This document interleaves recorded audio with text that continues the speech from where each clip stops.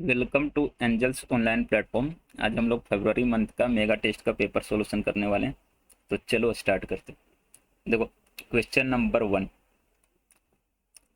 Question number one में बोल रखा है कि किसी एडियाबेटिक प्रोसेस के लिए प्रेशर जो है टेम्परेचर के क्यूब के प्रोपोर्शनल है, मतलब P proportional to T cube. तो मुझे बोल रखा है कि फाइंड करो Cp अपॉन Cv। Cp और Cv का रेशियो मतलब एक गामा हो गया, तो गामा निकालना है। हम लोग बोलेंगे यहाँ से कि पी टी क्यूब का प्रोपोर्शनल है, इसका मतलब P upon T cube equal to constant और P T minus three equal to constant, ऐसा। और हम लोग जानते हैं कि एडियाबेटिक प्रोसेस के लिए पी और टी में जो संबंध होता है वो ऐसा होता है, P to the power one to the power gamma upon one minus gamma equal to constant, ऐसा। अब यहाँ से हम लोग अगर टी की पावर को कंपेयर करें तो gamma upon one minus gamma equal to हो जाएगा -3, ऐसा। तो इसको क्रॉस मल्टीप्लाई करके सोल्व करेंगे तो गामा का वैल्यू मिल जाएगा। तो कैलकुलेशन के बाद गामा का वैल्यू आता है 3/2, मतलब 1.5। तो हम लोग बोलेंगे कि गामा जो होगा 1.5 होगा, तो बोलेंगे ऑप्शन चेन्नई जो है करेक्ट।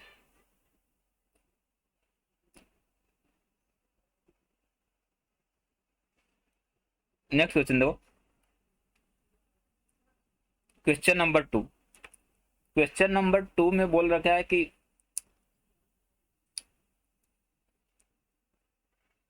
146 किलो जूल वर्क किया जा रहा है 1 किलोमोल गैस को एडियाबेटिकली कंप्रेस करने के लिए। मतलब प्रोसेस हो गया एडियाबेटिक, नंबर ऑफ मोल बोल रहा है 1 किलोमोल, मतलब एन को लिखेंगे हम लोग 1000। वर्क डन बोल रखा है 146 और गैस को कंप्रेस किया जा रहा है। तो कंप्रेशन के टाइम में वर्क डन हम लोग माइनस में लिखते हैं, तो वर्क डन जो हो जाएगा वो हो जाएगा -146 किलो जूल, मतलब 10⁻³ जूल, ऐसा। ठीक है। एडियाबेटिक प्रोसेस में हीट एक्सचेंज नहीं होता, तो delta Q zero. Delta Q zero इसका मतलब हम लोग बोलेंगे कि delta U plus W equal to zero, delta U equal to -minus W. और यहाँ पे डब्ल्यू का वैल्यू रख दोगे तो हो जाएगा डेल्टा यू का वैल्यू 146 इंटू 10⁻³ जूल, ऐसा। अब डेल्टा यू को हम लोग बोलते हैं N C V delta T. तो एन सी वी को लिखते हैं F/2 इंटू डेल्टा टी, ये हो जाएगा 146 इंटू 10⁻³। अब यहाँ पे एन का वैल्यू 1 किलो मोल बोला है, मतलब 1000, तो एन की जगह पे 1000 रख देंगे।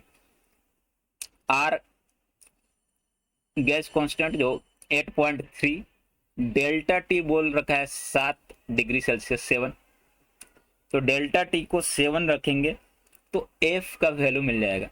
तो कैलकुलेशन से एफ का जो वैल्यू आता है वो आता है 5 मोल, सो 5, एफ इक्वल टू 5। तो हम लोग बोलेंगे कि डिग्री ऑफ फ्रीडम 5 आया तो गैस डाई एटोमिक होगा, इसलिए ऑप्शन बॉम्बे करेक्ट होगा। नेक्स्ट क्वेश्चन दो, क्वेश्चन नंबर 3। क्वेश्चन नंबर 3 में एक साइक्लिक प्रोसेस के लिए पीटी कर्व दिया हुआ है और बोला कि ए से बी तक वर्कडन कितना होगा बताना है, प्रोसेस ए टू बी के लिए। तो प्रोसेस ए टू बी के लिए वर्कडन को हम लोग लिखेंगे एन आर डेल्टा टी, क्योंकि प्रोसेस देखोगे तो इसमें प्रेशर कांस्टेंट है, समदाबी हो गया, और समदाबी का हम लोग लिखते हैं work done N R delta T. N को बोल रखा है कि 2 मोल, आर डेल्टा टी। देखो तो इनिशियली जब ए पे था टेम्परेचर 300 था, बी पे जाने के बाद 500 हो गया, तो टेम्परेचर चेंज को लिखेंगे हम लोग 500 माइनस 300 ऐसा। तो ये हो जाएगा 400 आर। तो वर्क डन आएगा 400 आर, तो बोलेंगे ऑप्शन बॉम्बे जो है करेक्ट होगा।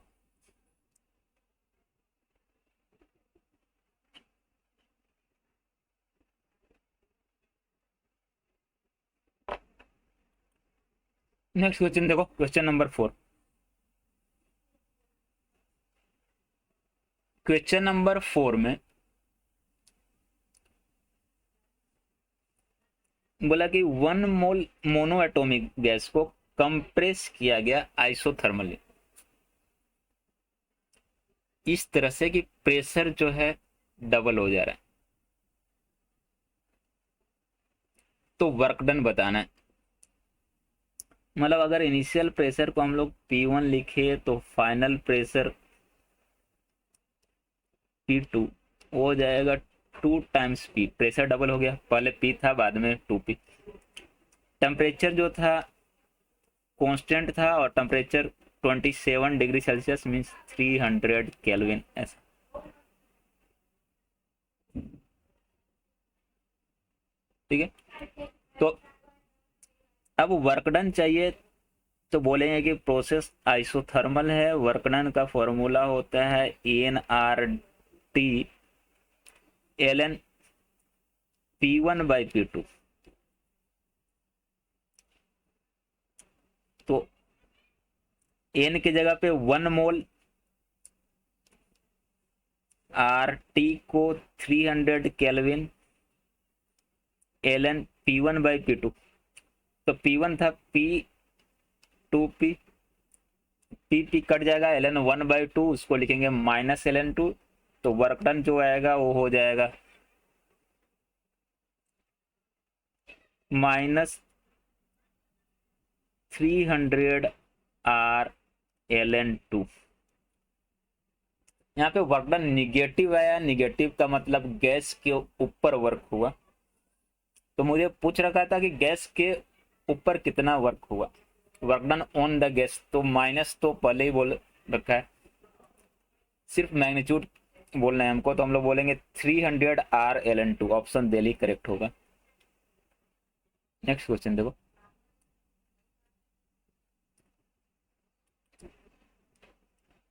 देखो क्वेश्चन नंबर 5। क्वेश्चन नंबर 5 में VT ग्राफ किसी साइक्लिक प्रोसेस के लिए दे रखा है और बोल रखा है कि PV कर्व बनाओ। देखो तो प्रोसेस A टू B या C टू D, इसमें वॉल्यूम और टेम्परेचर एक दूसरे के प्रोपोर्शनल हैं, ग्राफ से एक दूसरे के सब प्रमाण है। इसका मतलब प्रेशर कांस्टेंट है। तो A टू B और या तो फिर C टू D के लिए हम लोग बोलेंगे pressure constant, B to C और D टू A, इसको बोल रखा है कि ये एडियाबैटिक प्रोसेस है। तो हम लोग बोलेंगे कि इसका ग्राफ जो है ऐसा, अगर पीवी ग्राफ प्लॉट करें तो A टू B ऐसा होगा, फिर एडियाबैटिक है तो ऐसा, उसके बाद C टू D फिर से pressure constant, D to A ऐसा, क्योंकि वो एडियाबैटिक था। ABCD ऐसा होगा पीवी कर्व, बोलेंगे ऑप्शन बॉम्बे जो है करेक्ट होगा। क्वेश्चन नंबर 6 देखो, क्वेश्चन नंबर 6 में बोला है कि किसी एडियाबैटिक कंप्रेशन प्रोसेस में जो वर्क डन है ऑन द गैस वो 830 जूल है। तो यहाँ पे एक तो कंप्रेशन है, तो बोलेंगे कि वर्क डन जो है वो निगेटिव होगा, तो वर्क डन को लिखेंगे माइनस 830 जूल। गैस जो है 2 मोल डाई एटोमिक, तो n का वैल्यू 2, और CV जो है 5R/2।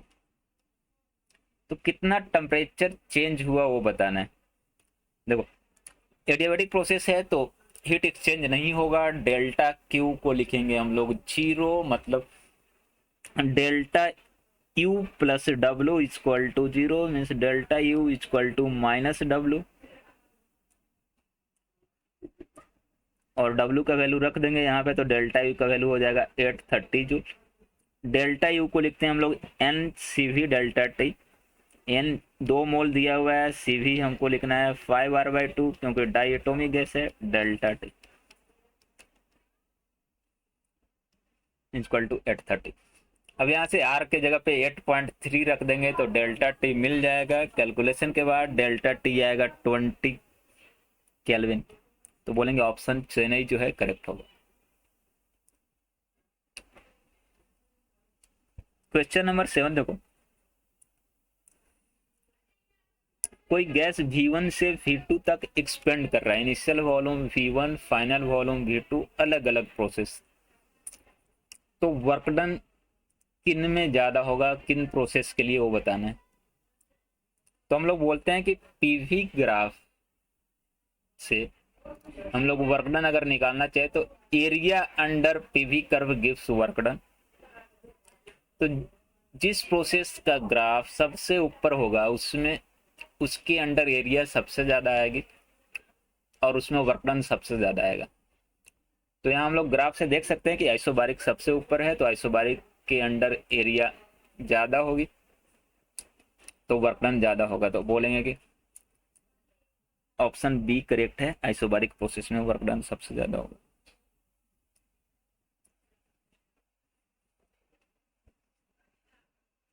देखो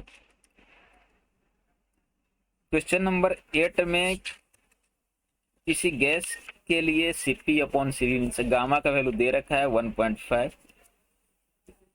उसको कंप्रेस किया जा रहा है इस तरह से कि फाइनल वॉल्यूम जो है इनिशियल का 1/4, मतलब इनिशियल वॉल्यूम को अगर हम लोग P1 बोलें और फाइनल वॉल्यूम को V2, तो V2 जो है इनिशियल का 1/4 है ऐसा। तो और इनिशियल टेम्परेचर बोल रखा है T, फाइनल टेम्परेचर क्या होगा वो कैलकुलेट करना है हमें। प्रोसेस है एडियाबैटिक, तो एडियाबैटिक प्रोसेस के लिए हम लोग पढ़ रखे हैं टेम्परेचर और वॉल्यूम में कौन रिलेशन कि ये होता है T F1 minus gamma equal to constant, मतलब T1 F1 1 minus gamma equal to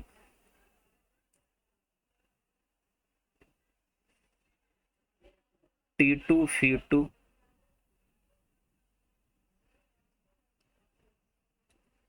ऐसा।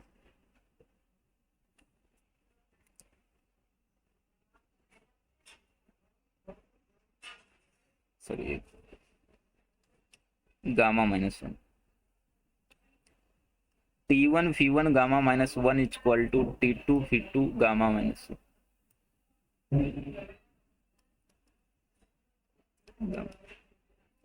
ठीक है, अब यहां से T2 निकालना है तो T2 इक्वल टू हो जाएगा T1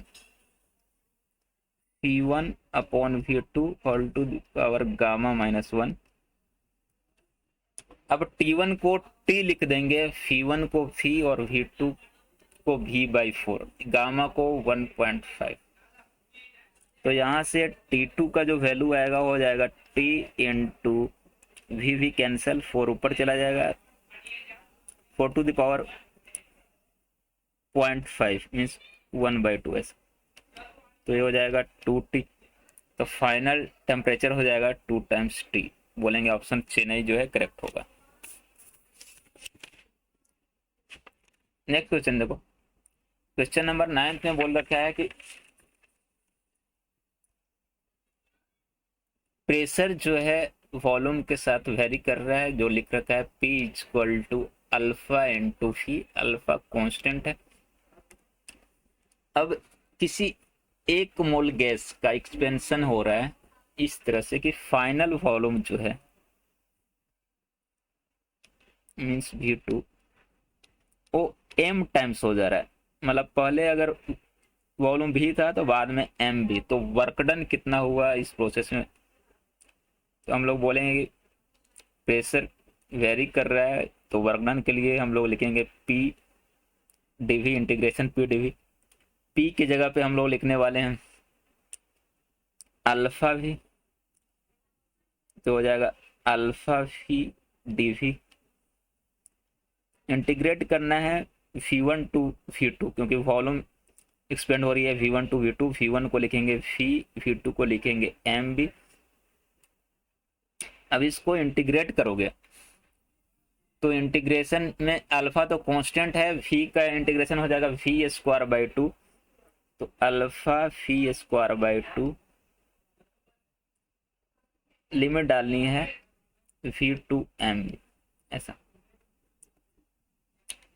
तो लिमिट डालने के बाद वर्क डन जो है वो हो जाएगा अल्फा V²/2 AM² - 1 ऐसा।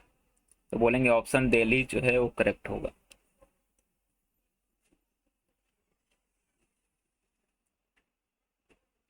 नेक्स्ट क्वेश्चन देखो, क्वेश्चन नंबर 10।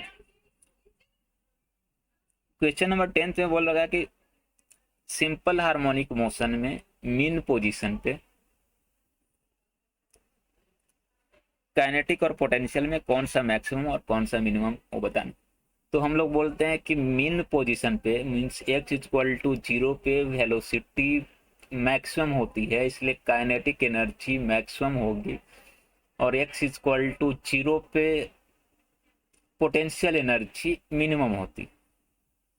तो ऑप्शन चेन्नई करेक्ट होगा कि काइनेटिक एनर्जी को बोलेंगे मैक्सिमम और पोटेंशियल एनर्जी को मिनिमम।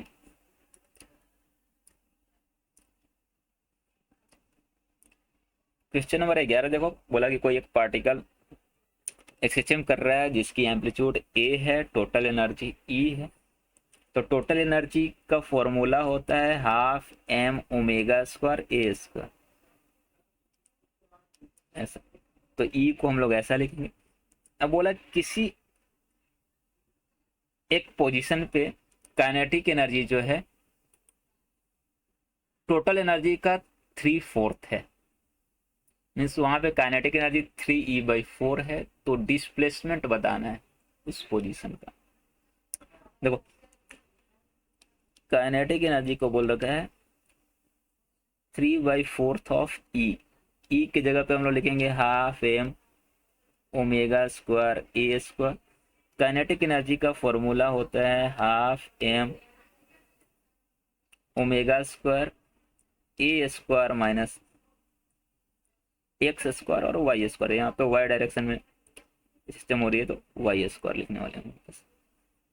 तो kinetic energy equal to 3/4 into total energy half m ω² a²। Half m ω² दोनों साइड से कैंसिल होने वाला है।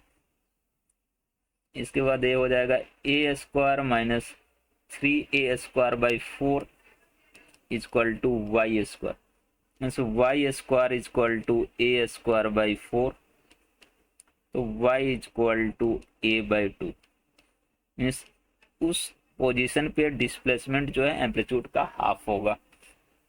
तो बोलेंगे ऑप्शन बॉम्बे जो है करेक्ट होगा।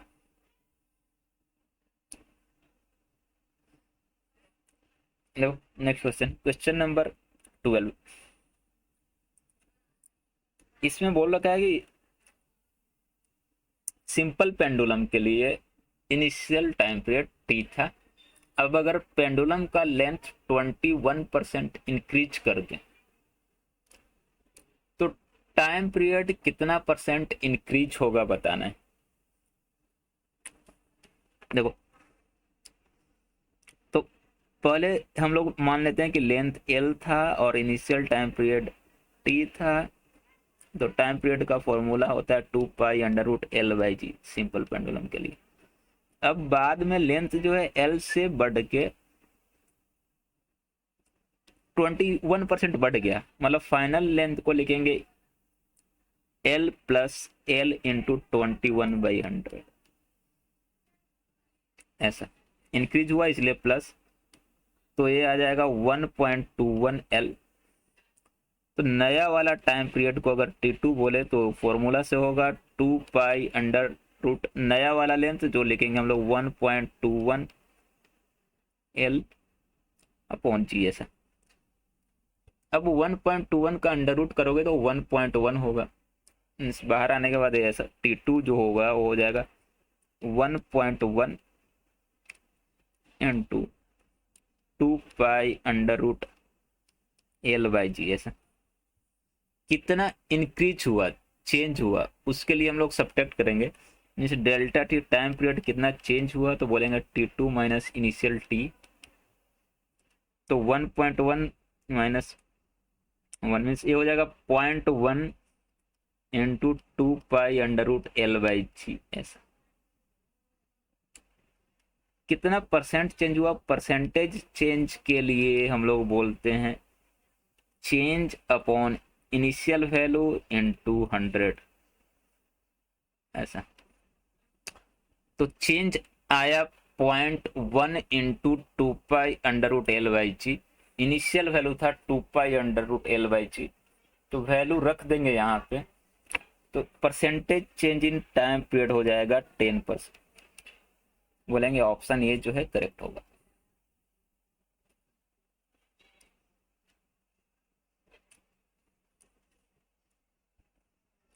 क्वेश्चन नंबर 13 देखो,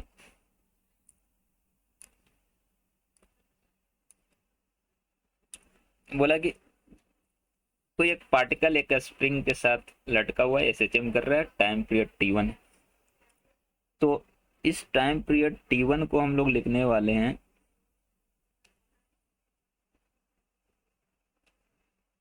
2 pi under root M upon K। तो पहले स्प्रिंग की स्प्रिंग कांस्टेंट को K1 बोल देते हैं, तो हो जाएगा 2 pi under root M upon K1।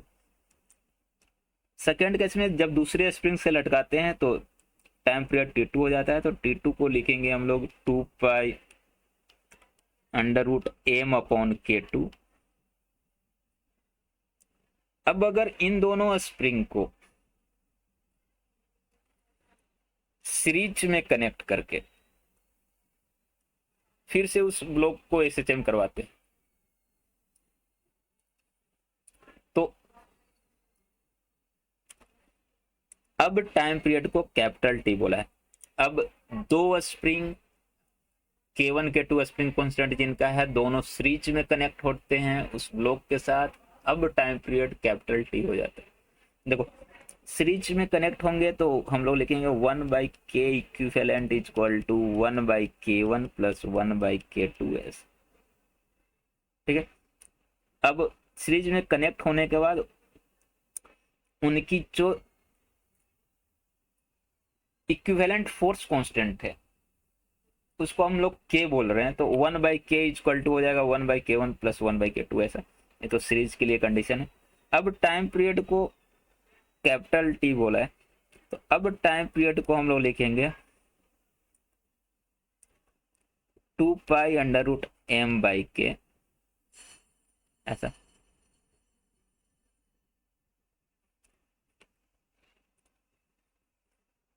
अब T1 T2 का स्क्वायर करके ऐड करेंगे तो हो जाएगा, देखो T1 के स्क्वायर करोगे तो हो जाएगा 4 पाई स्क्वायर M/K1, T2 का स्क्वायर करोगे तो हो जाएगा 4 पाई स्क्वायर M/K2। ये इक्वल हो जाएगा ऐसा। हम अगर ऐसा करें T1 square plus T2 square तो हो जाएगा 4 pi square M/K1 plus 4 pi square M/K2। 4 pi square M को हम लोग कॉमन ले सकते हैं, कॉमन लेने के बाद ये हो जाएगा 4 पाई स्क्वायर M बाहर में 1/K1 plus 1/K2। 4 pi square M को कॉमन लेने पे आएगा 1/K1 प्लस 1/K2 अब 1/k1 प्लस 1/k2 को हम लोग बोलेंगे 1/k, तो ये हो जाएगा 4π² m/k, जो होगा कैपिटल T² के इक्वल। मतलब हम लोग ऐसा बोलेंगे T1² plus T2² equal to capital T²। Option बॉम्बे जो है वो करेक्ट होगा। नेक्स्ट क्वेश्चन देखो, क्वेश्चन नंबर 14। क्वेश्चन नंबर 14 में बोल रखा है कि एक स्प्रिंग जिसकी फोर्स कांस्टेंट के है, उसको दो पीस में कट किया गया इस तरह से कि एक का लेंथ दूसरे के लेंथ का डबल है। मान लो ऐसा हम लोग बोले कि एक की लेंथ L1 है, दूसरी की लेंथ L2 है, तो L2 को बोला है 2 टाइम्स ऑफ L1। दूसरे वाले पीस का लेंथ पहले वाले की लेंथ का डबल है। ऐसा देखो, L1 प्लस L2 इन दोनों पीस का लेंथ मिलाने पे टोटल लेंथ स्प्रिंग का इनिशियल वाले के इक्वल होना चाहिए। तो L1 प्लस L2 को बोलेंगे L। अब L2 की जगह पे लिख देंगे 2L1, तो हो जाएगा 3L1 इक्वल टू L, इसलिए L1 इक्वल टू आएगा L/3। L1 equal to L/3 और L2 इक्वल टू हो जाएगा 2L1 मीन्स 2L/3। तो अब मेरे पास जो एक स्प्रिंग था जिसकी स्प्रिंग कांस्टेंट K थी और लेंथ L था, अब उसको दो पार्ट में कट किए इस तरह से कि एक का लेंथ दूसरे का डबल हो। तो उनमें जो दो पीस बने उनमें एक का लेंथ L/3, दूसरे का लेंथ 2L/3। तो जो लॉन्गर पीस है मीन्स जिसकी लेंथ डबल थी मीन्स 2L/3, उसकी स्प्रिंग कांस्टेंट बतानी है। देखो, तो लॉन्गर पीस का लेंथ जो है 2/3 टाइम्स ऑफ इनिशियल लेंथ हो गया, 2/3 टाइम्स हो गया। तो उसकी अब स्प्रिंग कांस्टेंट क्या होगी, तो हम लोग बोलते हैं कि स्प्रिंग कांस्टेंट जो है लेंथ के इनवर्सली प्रोपोर्शनल होता है। तो अगर लेंथ 2/3 हुआ तो स्प्रिंग कांस्टेंट 3/2 टाइम्स हो जाएगा। तो लॉन्गर पीस का जो स्प्रिंग कांस्टेंट होगा वो 3/2k हो जाएगा। ऐसा। नेक्स्ट क्वेश्चन दो, क्वेश्चन नंबर 15। क्वेश्चन नंबर 15 में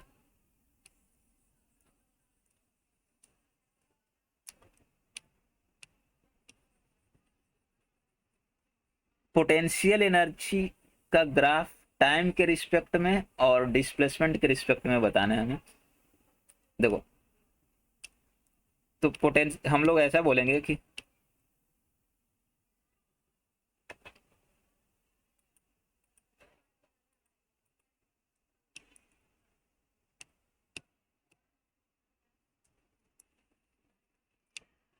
देखो कि डिस्प्लेसमेंट दे रखा है a cos omega T, x equal to a cos omega T.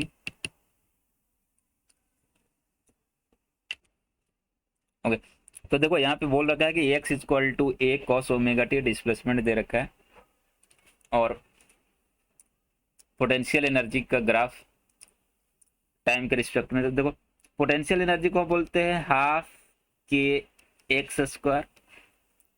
x की जगह पे लिखोगे a cos ओमेगा टी, उसका स्क्वायर करोगे तो पोटेंशियल एनर्जी जो है P हो जाएगा हाफ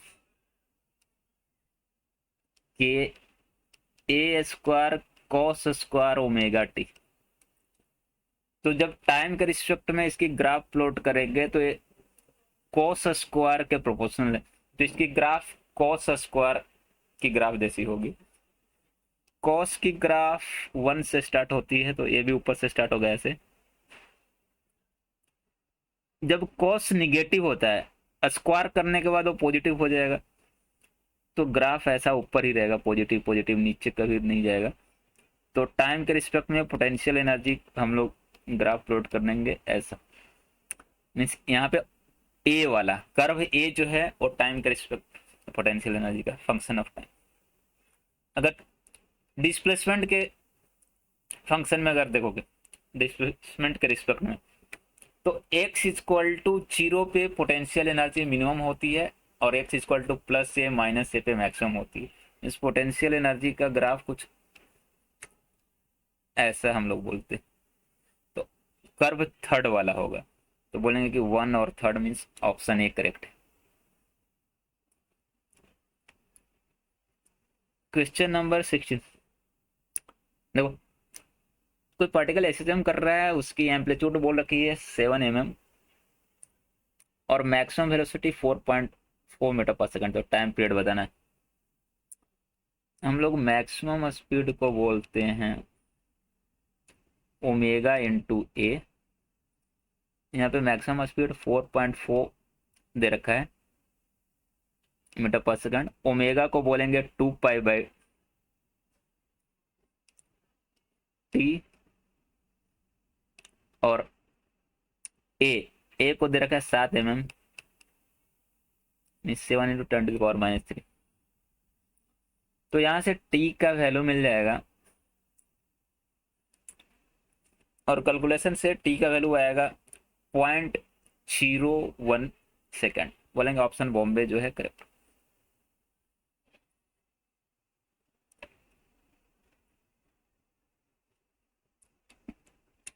नेक्स्ट देखो, क्वेश्चन नंबर 17। क्वेश्चन नंबर 17 में दो स्प्रिंग जिनकी फोर्स कांस्टेंट K1 K2 है, एक मास के साथ कनेक्टेड है। अभी कनेक्शन से जो फिगर में दिखा रहा है वहां से ये दोनों पैरेलली कनेक्टेड हैं, तो इनका इक्विवेलेंट फोर्स कांस्टेंट हो जाएगा K1 + K2। और अभी फ्रीक्वेंसी को एफ बोल रखा है, तो फ्रीक्वेंसी का फॉर्मूला होता है 1/2 पाई √K इक्विवेलेंट अपॉन एम। तो K इक्विवेलेंट को लिखेंगे K1 + K2 ऐसा अपॉन एम। ठीक है। बाद में बोला कि अगर दोनों स्प्रिंग की जो फोर्स कांस्टेंट है वो 4 टाइम्स हो जाए, मीन्स अभी K1 है तो हो जाए 4K1 और K2 है तो 4K2, तो उस केस में इक्विवेलेंट फोर्स कांस्टेंट हो जाएगा 4K1 + 4K2। तो अब नया वाला फ्रीक्वेंसी क्या होगा वो बतानी है।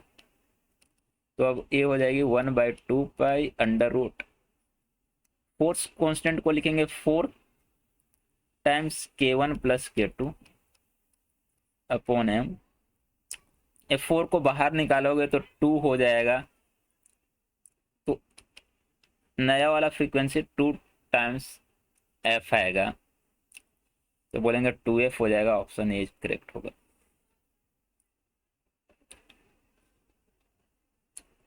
देखो, क्वेश्चन नंबर 18 में नाइट्रोजन गैस और हीलियम गैस में साउंड का जो स्पीड है उनका रेशियो बताना है। Speed of sound in nitrogen, speed of sound in helium. Formula से स्पीड ऑफ साउंड किसी गैस में होता है gamma RT upon M. N2 जो है डाई एटोमिक है, तो इसका गामा होगा 7/5 RT, तो दोनों का 300 केल्विन लेना है,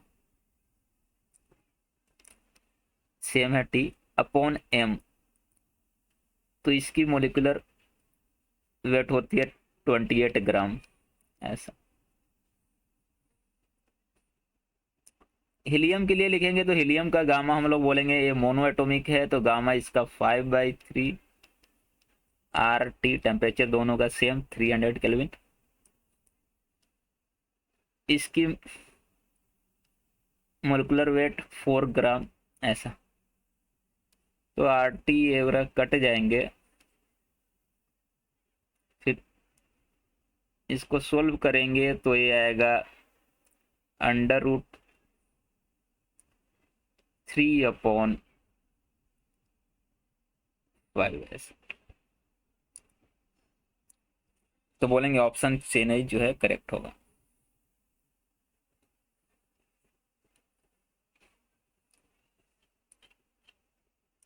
क्वेश्चन नंबर 19 देखो,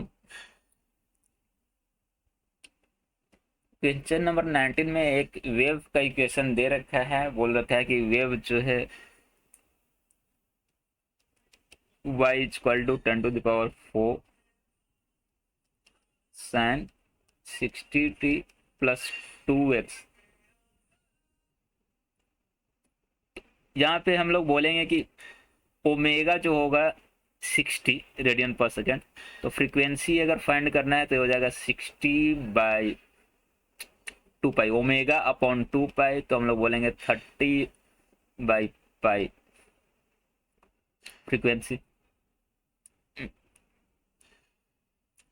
अगर वेवलेंथ चाहिए तो यहाँ पे एंगुलर वेव नंबर के जो है 2 के बराबर है, जो एक्स के साथ मल्टीप्लाई में, एक्स के कोफिशिएंट को हम लोग के बोलते हैं, तो लेमडा होता है 2 पाई/के, तो हो जाएगा 2 पाई/के को लिखेंगे 2, तो पाई मीटर।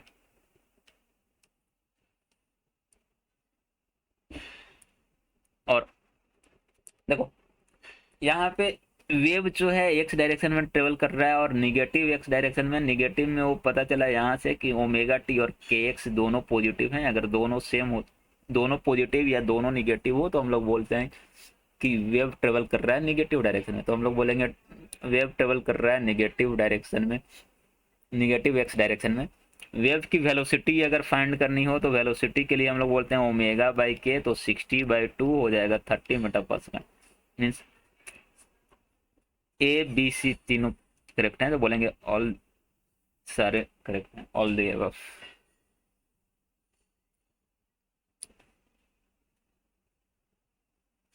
देखो ऑक्सीजन गैस में साउंड की स्पीड किसी टेम्परेचर पे दे रखा है 460, तो 460 इक्वल टू हो जाएगा गामा RT/m।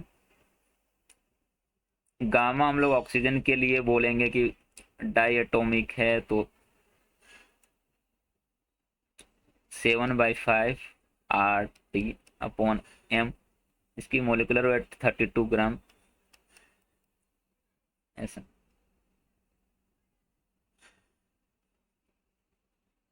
अब मुझे बोला कि हीलियम गैस के अंदर सेम टेम्परेचर पे साउंड की स्पीड क्या होगी, तो हीलियम गैस के अंदर लिखना होगा तो बोलेंगे गामा RT/m, तो गामा हीलियम के लिए होगा 5/3 RT/m। देखो हीलियम की मोलिकुलर वेट 4 ग्राम, तो ऐसा। अब इन दोनों इक्वेशन को डिवाइड दे दो तो √RT खत्म हो जाएगा, तो V का वैल्यू मिल जाएगा। तो कैलकुलेशन के बाद V का जो वैल्यू आएगा वो आएगा 1420 मीटर पर सेकंड, तो बोलेंगे ऑप्शन ए जो है करेक्ट होगा।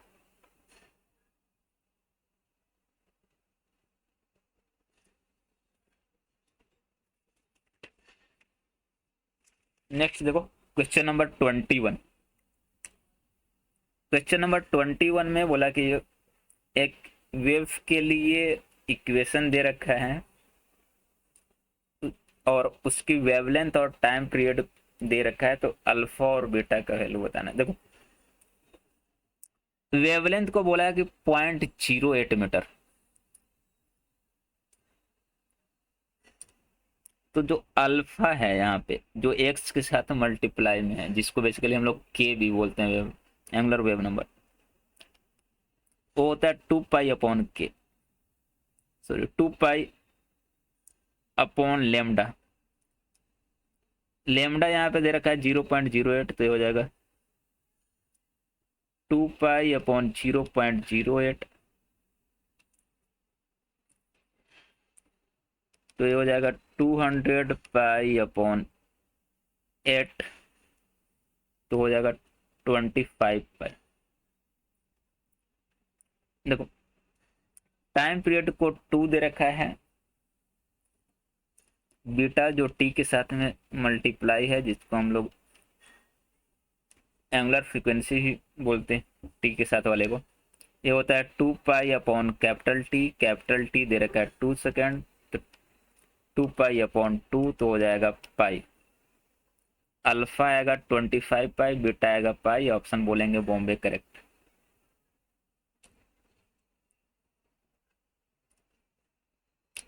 क्वेश्चन नंबर 22 में देखोगे, एक ओपन पाइप जिसकी फंडामेंटल फ्रीक्वेंसी एफ है। तो हमने बोला कि एक ओपन ऑर्गन पाइप जिसकी लेंथ एल थी, उसकी फंडामेंटल फ्रीक्वेंसी एफ बोला है। ओपन ऑर्गन पाइप के लिए फंडामेंटल फ्रीक्वेंसी का फॉर्मूला होता है V/2L ऐसा। अब क्या हुआ कि उस पाइप को पानी के अंदर डाला गया इस तरह से कि पानी जो है आधा लेंथ जो है पानी में डूबा हुआ है ऐसा। मतलब अब इसमें, अभी पानी में डुबोने के बाद एक क्लोज ऑर्गन पाइप की तरह बिहेव करेगा ऐसा, जिसकी लेंथ L/2, जिसमें एयर है, एयर वाले कॉल। अब मुझे इसका चाहिए कि अब नया वाला फंडामेंटल फ्रीक्वेंसी क्या होगा। तो अब एक क्लोज पाइप की तरह बिहेव करेगा, लेंथ L/2। अब इसकी नए वाले फ्रीक्वेंसी लिखना होगा, फंडामेंटल फ्रीक्वेंसी। तो क्लोज पाइप के लिए फॉर्मूला होता था V/4 इंटू लेंथ। लेंथ को बोलेंगे L/2, 2 से 4 कट जाएगा, तो हो जाएगा V/2L। V/2L जो पुराने वाले फ्रीक्वेंसी के इक्वल ही है, तो नया वाला फ्रीक्वेंसी भी पुराने वाले के इक्वल होगा। तो एफ न्यू को बोलेंगे 1 इंटू एफ ऐसा। देखो क्वेश्चन नंबर 23। क्वेश्चन नंबर 23 में बोल रखा है कि किसी स्टील वायर में वेव ट्रेवल कर रहा है v वेलोसिटी से, जब टेंशन था, इनिशियल टेंशन जब था, टेंशन फोर्स 2.06 इंटू 10⁴ न्यूटन, तो वेलोसिटी v थी। बाद में वेलोसिटी जो है हाफ हो गया, V/2 हो गया। तो अब टेंशन कितना होगा, बाद वाली टेंशन। इनिशियल टेंशन मालूम है, इनिशियल वेलोसिटी v बोल रखा था, बाद में वेलोसिटी हाफ हो गया, तो बाद में टेंशन क्या होगा उस वायर में। हम लोग वायर में वेलोसिटी जो वेव की होती है उसका फॉर्मूला पढ़े, √T/μ, मतलब V/√T, या तो यहां से बोल सकते हैं T/√V² ऐसा, वेलोसिटी के स्क्वायर के प्रोपोर्शनल। वेलोसिटी हाफ हो गया, V/2 हो गया। अब टेंशन उसके स्क्वायर के प्रोपोर्शनल, तो उसका स्क्वायर करेंगे तो हो जाएगा V²/4, मतलब 1/4। तो टेंशन हो जाएगा 1/4, वेलोसिटी हाफ, टेंशन उसके स्क्वायर के प्रोपोर्शनल, तो हाफ का स्क्वायर करेंगे तो 1/4 हो जाएगा। तो बाद वाला जो टेंशन है वो होगा इनिशियल टेंशन का 1/4। Initial tension 2.06 into 10⁴ Newton by 4। तो कैलकुलेशन से आएगा 5.15 इंटू 10⁻³ न्यूटन बोलेंगे बाद में टेंशन ऐसा होगा। बॉम्बे करेक्ट होगा। क्वेश्चन नंबर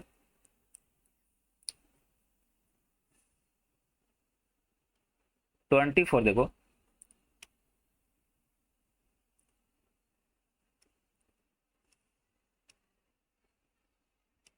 तो क्वेश्चन नंबर 24 में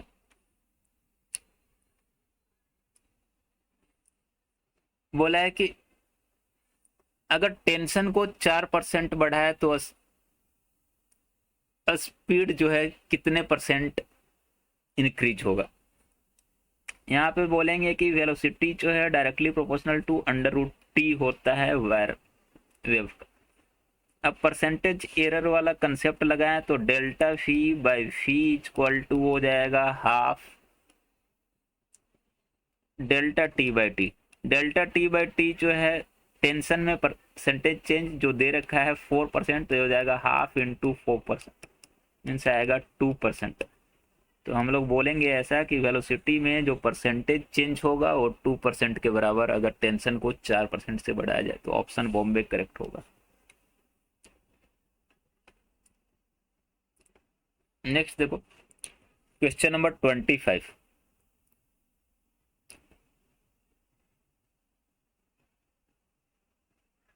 क्वेश्चन नंबर 25 में बोला कि एक वेव एक्स डायरेक्शन में ट्रेवल कर रहा है, एम्पलीट्यूड जो है 0.2 मीटर है,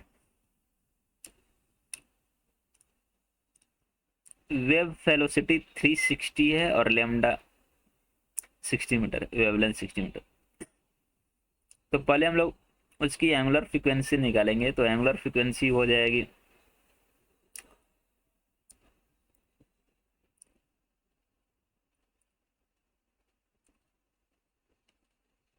देखो, पहले लेमडा दे रखा है तो लेमडा से के निकाल लेंगे एंगुलर वेव नंबर। के को बोलेंगे हम लोग 2 पाई/लेमडा। के इक्वल टू 2 पाई/लेमडा। लेमडा 60 दे रखा था तो ये हो जाएगा 2 पाई/60। ओके, अब हम लोग बोलते हैं ओमेगा बाई के इक्वल टू फी, इसलिए ओमेगा इक्वल टू हो जाएगा फी इंटू के। फी का वैल्यू दे रखा है 360, के का वैल्यू आया 2 पाई/60। तो 60 से 360 कट जाएगा 6 बार में, तो हम लोग बोलेंगे 2 पाई/6। ऐसा वेव ट्रेवल कर रहा है पॉजिटिव एक्स डायरेक्शन में, तो इक्वेशन होना चाहिए ए साइन ओमेगा टी माइनस के एक्स।